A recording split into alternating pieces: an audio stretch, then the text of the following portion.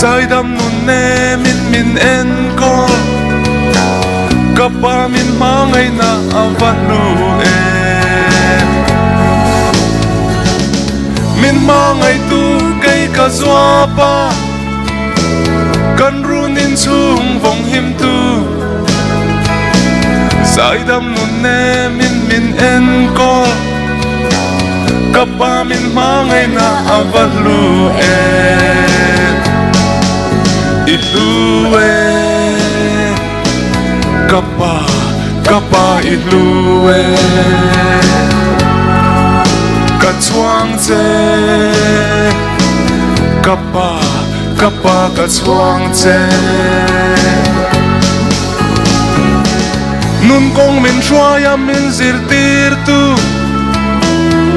o kapa I that nahi ka chan chung hian ka rul seng lo kapa min mangai na avasang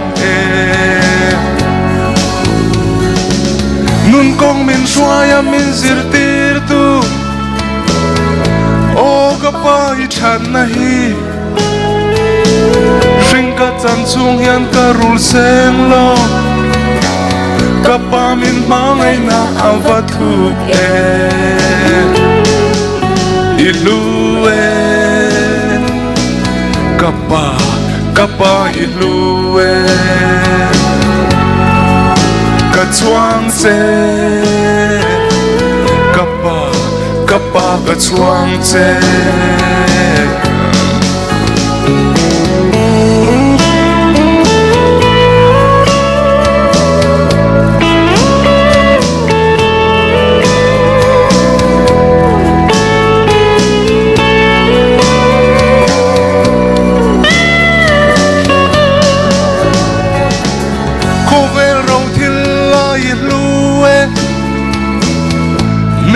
tan eng ni lo ma la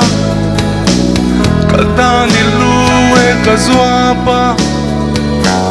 kai zong ka chui seng long I lut na hi khovel ro thil la I lu zo mi te tan eng ni lo ma la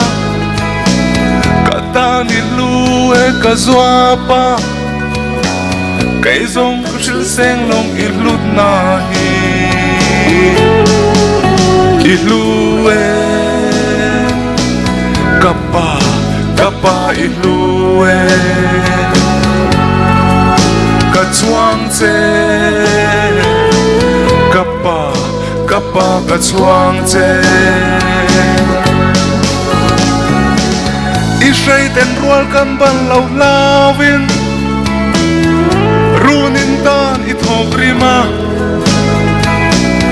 I thai na zong te lanin min mangai na hi o aro puye